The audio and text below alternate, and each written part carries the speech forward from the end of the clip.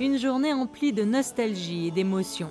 Le bâtiment des Franciscains, situé rue Roqueville, qui accueille actuellement les classes de 3e à terminale de l'établissement François d'Assise Nicolas Barré, sera prochainement démoli pour permettre la construction d'un nouvel édifice qui recevra toutes les classes du collège et du lycée FANB. Ça fait 130 ans que cet établissement existe, donc, comme vous pouvez l'imaginer, il arrive un moment où on ne peut plus faire simplement des simples réflexions. Là, on a un projet, c'est-à-dire réellement de faire en sorte que les classes de 6e à 3e et de seconde à terminale soient réunies. Un seul lieu pour qu'il y ait une cohérence, pour éviter que les enfants changent de site, parce que c'est toujours traumatisant. Les enfants qui ont été habitués à suivre leur scolarité sur le Rocher de Monaco, qui est un jeu magnifique et magique, ont parfois un pincement au cœur de venir ici au Roqueville. Donc pour éviter qu'ils aient ce choc, pour éviter qu'il y ait une continuité, qu'un enfant se dise tiens, je vais commencer mes études en 6e, il pourra savoir qu'il pourra être accepté jusqu'en terminale. Plusieurs générations d'élèves et d'enseignants ont œuvré dans les murs de cet établissement catholique.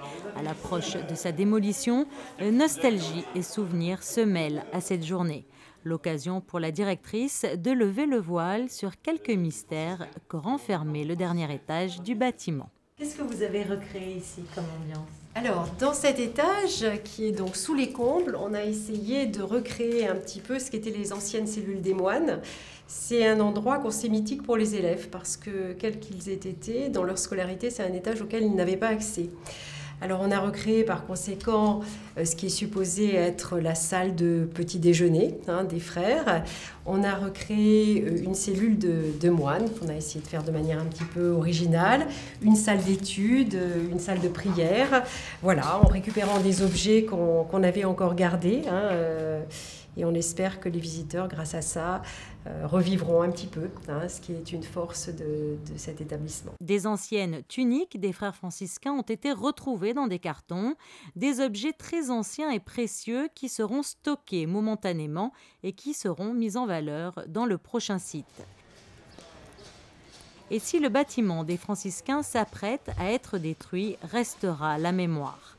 L'ancien directeur des lieux l'a bien compris puisqu'il retrace dans un opuscule l'histoire des frères mineurs franciscains à Monaco. J'ai voulu raconter l'histoire des franciscains en principauté parce que c'est une très ancienne histoire qui dépasse l'année de 1883 en découvrant certains documents, dont un très important qui date de 1640 et qui est signé par le prince Honoré II. Et ce prince souligne son attachement à Saint-François et aux pères franciscains et leur fait don d'une chapelle sur ces terres de Carnolès. D'ailleurs, c'est grâce à ce document que, bien plus tard, les pères franciscains ont pu revenir à Monaco lorsqu'ils furent obligés de quitter la France en raison des lois d'expulsion des religieux. Et c'est ainsi que leur monastère de Saorge fut fermé et par conséquent le petit séminaire qui s'y trouvait fut transporté, si j'ose dire, à Monaco où les pères, grâce à l'aide de plusieurs familles monégasques entre autres, avaient acheté un terrain et bâti la partie est de ces bâtiments pour en faire à la fois leur couvent et le petit séminaire franciscain. Ancien élève puis directeur durant 45 ans, Jean Pellacchi a toujours soutenu la pensée franciscaine. Nous essayons évidemment de maintenir ce que nous pouvons appeler cet esprit franciscain qui n'est pas facilement définissable, qui se vit plutôt qu'il se définit, mais en tout cas qui est empreint d'ouverture, de simplicité, d'amour et de joie vers Dieu et vers sa création. Et si le collège s'apprête à fermer ses portes pour la toute dernière fois pour laisser place d'ici quelques années à un établissement plus moderne et fonctionnel, tel le phénix, il renaîtra de ses cendres avec au plus profond de son âme l'attachement de tous ceux qui sont passés entre ses murs.